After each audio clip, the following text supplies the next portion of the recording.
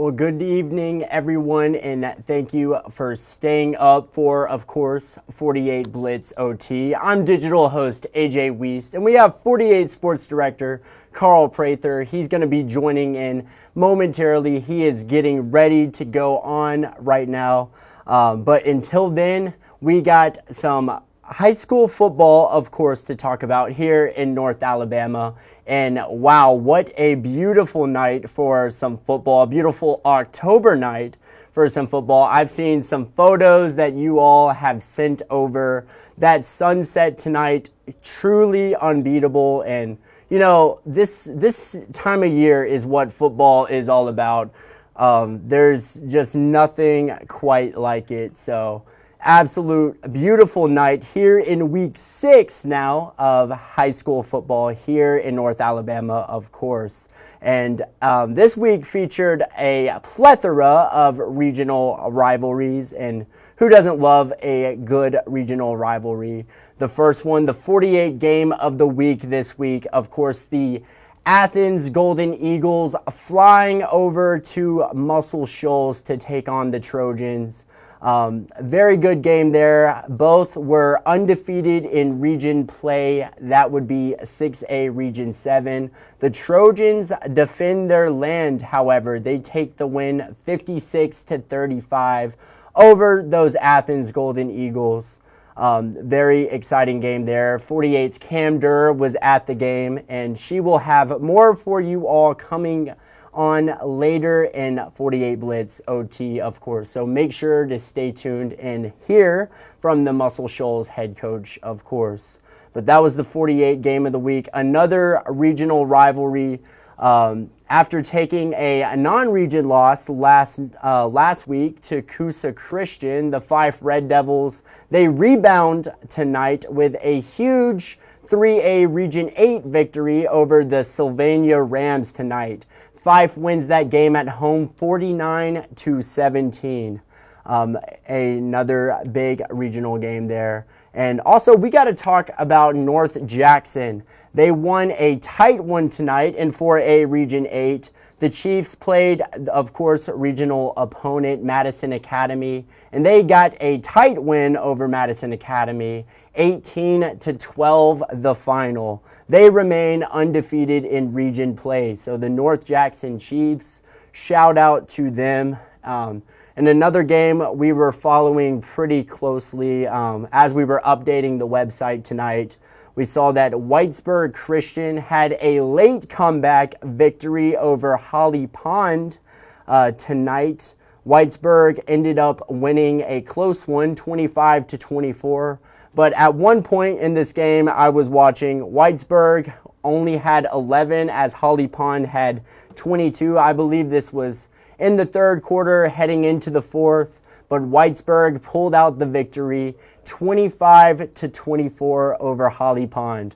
So shout out Whitesburg Christian as well. And that's what football is all about, as I said. But I'm going to run through a few more scores as we await 48 Sports Director Carl Prather, of course.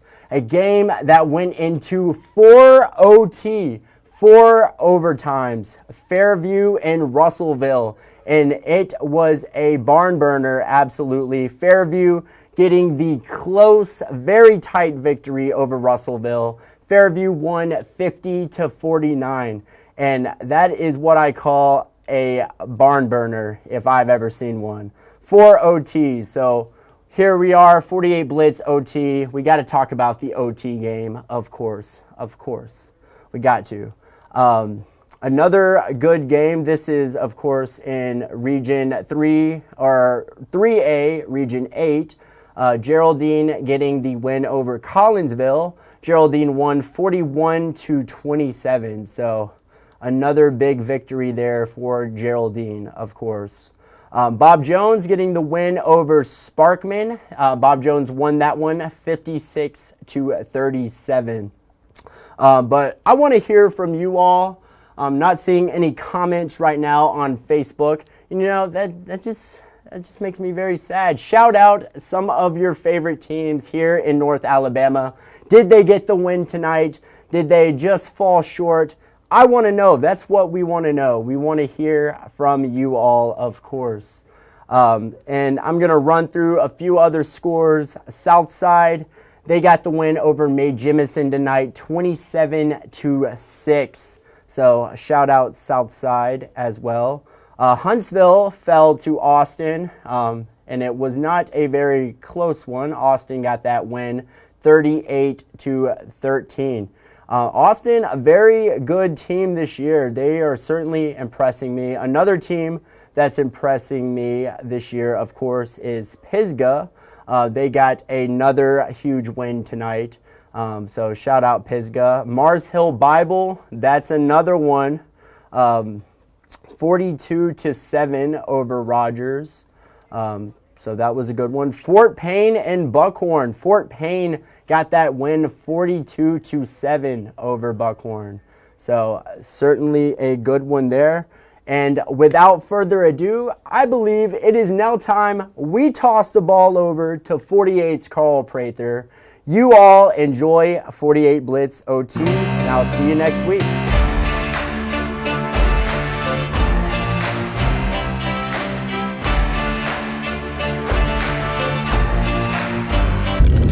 You're watching 48 Blitz OT, sponsored by Alabama Concrete. What's going on, North Alabama, Tennessee Valley? For those watching on all of our social and digital platforms, welcome to our 48 Blitz OT show. We literally just finished our 48 Blitz show. If you were able to have an opportunity to watch on our WAFF TV 48 station before we hopped over to you here across the digital world. Thank you so much for joining us. We want to send a big shout out to Alabama Concrete, our sponsor for this year's 48 Blitz OT show. Want to send a big shout out to all of the awesome men and women to put this show together, the Blitz show, the Blitz OT show, all of the elements necessary to make this show outstanding each and every week. We had some serious matchups across North Alabama and the Tennessee Valley tonight. Region play back in play this week as week 6 kicked off on Friday earlier this evening, and across the Valley, teams aiming to position their respective programs to seedings within the regions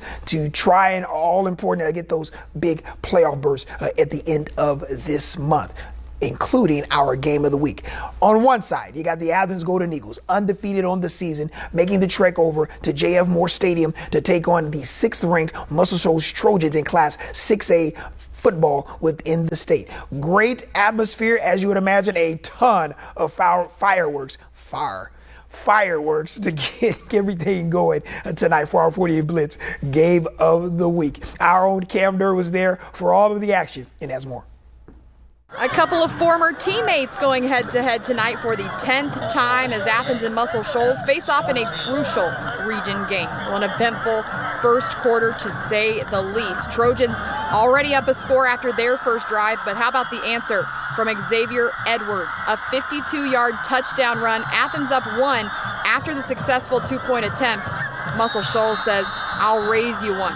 Ezra Fowler, wide open downfield, puts the Trojans back in front. Guys, 3 touchdowns in just the first minute and a half of this ball game.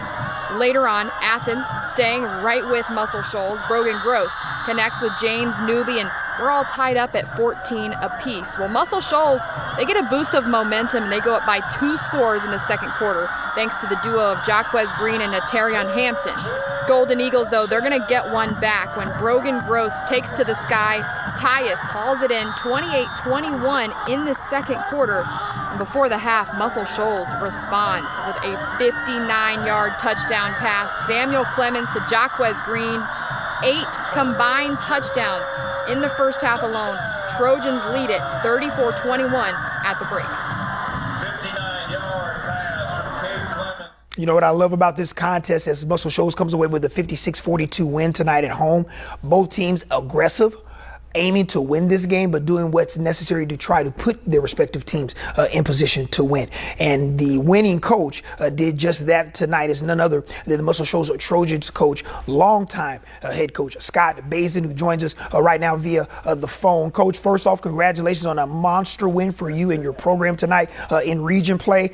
Listen, Athens and the Golden Eagles, man, they came out guns blazing, looking to try to be aggressive and stretch your defense and stress it. Man, walk us through you and your team and your young men answering the bell each and every possession to try to come away with a win. Yeah, I thought, our coaches did a great job of preparing all week, and obviously the kids were ready to play. I think Athens has got a really talented football team. We just was able to make a few more plays than they were tonight, and we didn't play our best ball, but they had a lot to do with it. We had way too many penalties in the back end, and so that sort of kept some drives alive that we thought we should have been off the field, but. I thought it was a good ball game. It was a good test for us, and it's always good to get a region win. Coach, I want to walk us through just the backfield. Man, Natari and Hampton, and you got so many guys back there that can really run the football and really took to the ground and had some monster plays on the ground. Can you walk us through and for all our viewers in North Alabama about your running attack, the guys up front making some of those holes, but of course some of those talented running backs that you have? Yeah, really our offensive line, I think they have gotten better each week. And, obviously Tori and Quez are special players. We can, bring them in the backfield or split them out wide. And, it's just so many ways that we try to get their hands on the football because, they're dynamic when they touch it. And, it's really a blessing to coach those two guys, and they're better people than they are football players. They practice as hard as they play, and in this day and time you don't get that a lot. You're not kidding, Coach. That's a great assessment. I truly appreciate you saying that about those young men. I did want to ask you, because you've been in this area for a long time, you've played college football in this area. How tough for those that are new to our area in North Alabama, but those that are familiar with high school football, how tough is Class 6A Region 7 across this region with so many tough teams week in and week out, preparing you and other teams that potentially can make deep playoff runs? Yeah, I think it's really a testament to the coaches in our region. Each week teams are going to be prepared. They run great programs, and it's a battle each night in region play for us. And I think that's why we have the amount of success we do against other teams, because week in and week out when we're playing each other, I think top to bottom we got great football coaches and great players, and you better be ready to play when you play a region game. Last question for you. You have now clinched a postseason berth with 3 games left. How do you balance the mindset of your young men, your program and your organization, coaches, knowing that you're in the postseason, but still such a ton to play for as you try to lock up a region championship, but more importantly, a home game to start the postseason? Yeah, I think the biggest thing is you want to finish 1 or 2 to, obviously, like you said, to get that postseason home game, and then obviously the higher you finish, the better draw you get in the first round. Of course, that doesn't mean that you're going to win, but you're usually playing a team out of a region that's finished 4th, and so. It's a lot of benefits the higher seed that you can get, when the playoff brackets come out. So, obviously we want to win the region championship every year, and you got to be playing your best ball. And so, we still got 2 region games left, and it's going to be a tough road for us. We go on the road next week to Jasper, and then a couple of weeks we've got Hartselle at home. So, it's always tough, but you got to put this one behind you and go on to the next one. Indeed. Coach, look, go celebrate this big win for you, your program, your community, and your organization at Muscle Shoals High School. Congratulations again. Thanks so much for taking some time out for us, and best of luck next week and for the rest of the season for the Trojans. Thanks, Coach. Thank you, Carl. That is none other than Muscle Shoals head coach Scott Bazin. Monster win for that program. Athens, a force to be reckoned with as well. Had a really good game plan out there. Our own Cam Durr had these sights and sounds from that contest. You saw how they were trying to attempt to stress the defense for Muscle Shoals, and did just that early on, back and forth affair. But Muscle Shoals comes away with a 56-42 win. They have officially punched their ticket to the postseason with 2 region games left to play. Now it's all about seeding. For those new to our area or familiar with the format of playoff and postseason football here in the state of Alabama, there are 8 respective regions and 7 respective classes of high school football. Muscle Shoals in Athens plays in the 6A level. They're in the 7th region. Each region will give 4 respective playoff berths in the postseason. If you are a top seed, meaning that if you won your regional championship as a 1 seed, or you're the runner-up, you get to host the playoff game and will play seeds 3 and 4 from another region within the state in your classification. So that's why it's very important, as Coach Bazin mentioned, you want to try to finish 1 or 2 so you can play either a 4 or 3 seed in another region, and more importantly, be able to host a playoff game and have as we like to say, whatever is worth, an easier track to get into a deep playoff run in the postseason in the month of November. Okay. 9th in the Class 3A standings this week, hosting Collinsville.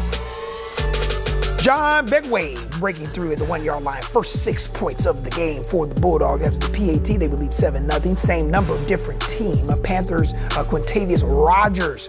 Big return here, going to bring it all the way back for the score for the Panthers tonight. That kid can play.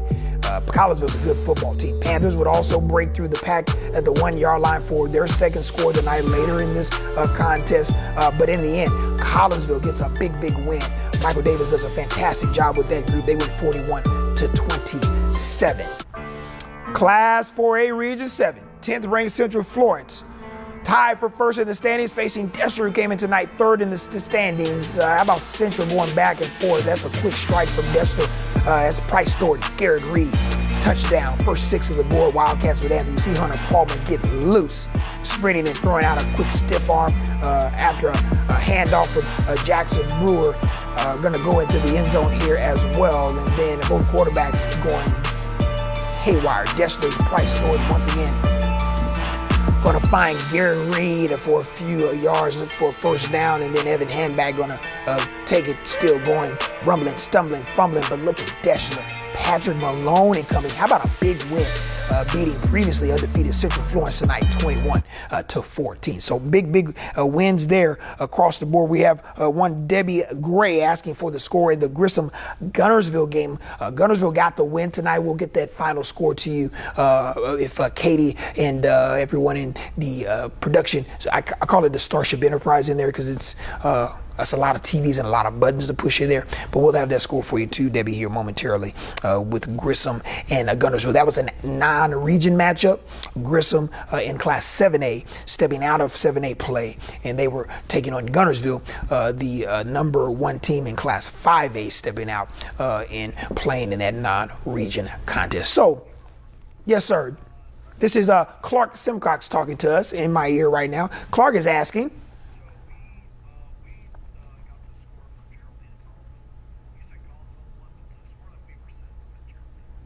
Okay, so I apologize to everyone at Geraldine. I thought I said Geraldine won. I may have been, I was totally wrong.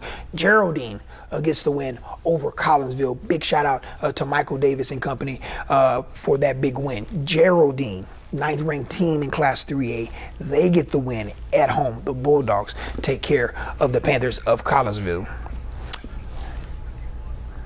All right, and then for you, Miss Debbie, Grissom falls to Gunnersville 51-14. Gunnersville winners in a non-region matchup 51-14. Been a really busy night tonight. A lot of very pivotal.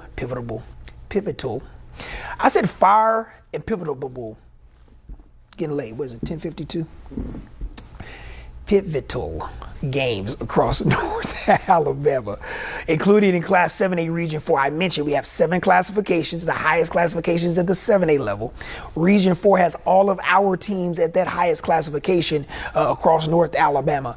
2 of those teams in action tonight. The Austin Black Bears tied for first place in Class 7A Region 4, welcoming none other than the Huntsville Panthers tonight. It was homecoming in Austin. Look at this beautiful shot. Byron Lavender got this shot for us. That was beautiful. Nice drone shot out there. How about Braden Davis? Come on, Braden.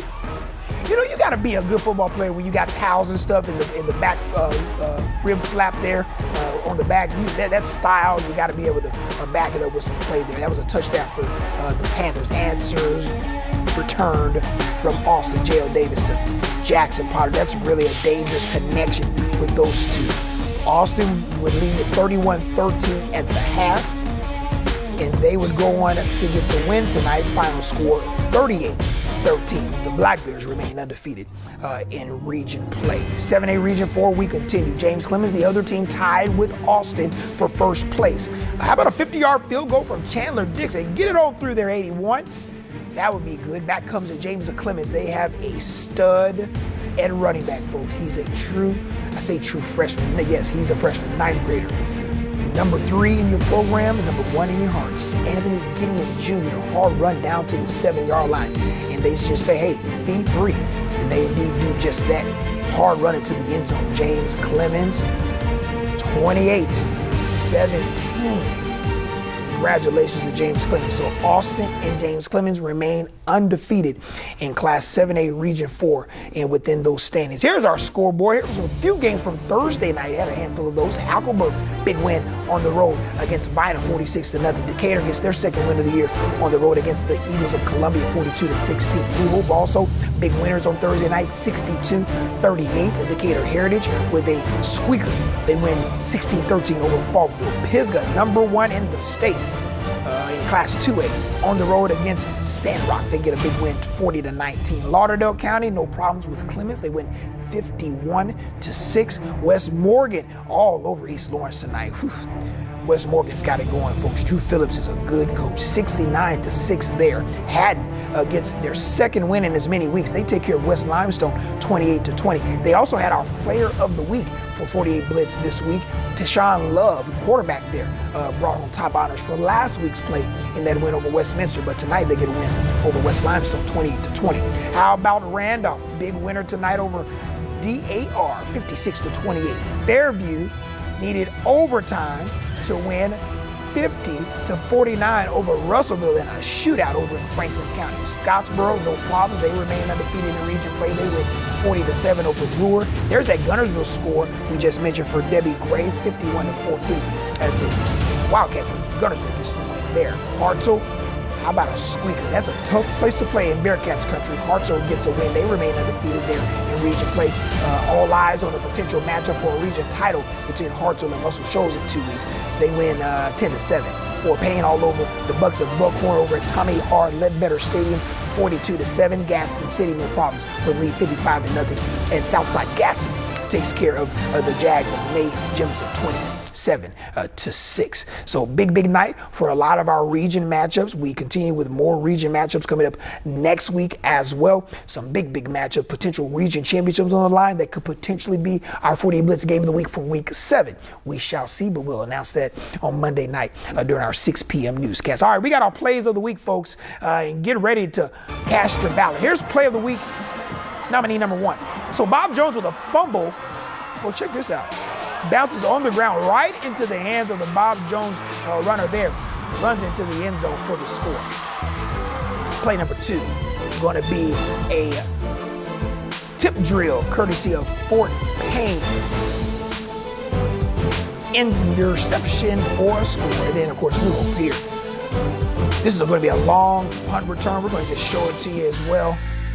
Shedding a few tackles there. Going to cut it back upfield. Going to come right into your screen almost for the long touchdown run. So here are your 3 nominees. It's Bob Jones, it's Buckhorn, it's New Hope. You can vote right now on our Play of the Week voting here, WAFF.com/Play of the Week. Voting ends Wednesday at 3. We announce our winner Wednesday nights during our 6 p.m. p.m. newscast. And with that, we say good night, because that's it, folks. You know, I got to do it each and every week. First off, thanks for everyone reaching out, tapping in on YouTube, our YouTube channel, our Facebook, our 48 Sports Zone app. Any way that you want to get this amazing content, it's right at your fingertips. We want to send a big thank you to all of the men and women that helped get all of our games across the valley on the air tonight. We had a ton of really good matchups within region play. Big shout out to everyone in our production. Can we get the Starship Enterprise? Here we go. Everybody wave. So if you look really closely, your far right, your left corner there, that's Clark Simcox, wave Clark. If you look to the right of him, there is none other than Katie Rainwater. Say hello, Katie. And then right behind on the ones and twos, we got Tyler. Is Paul in there with you too? No, Paul?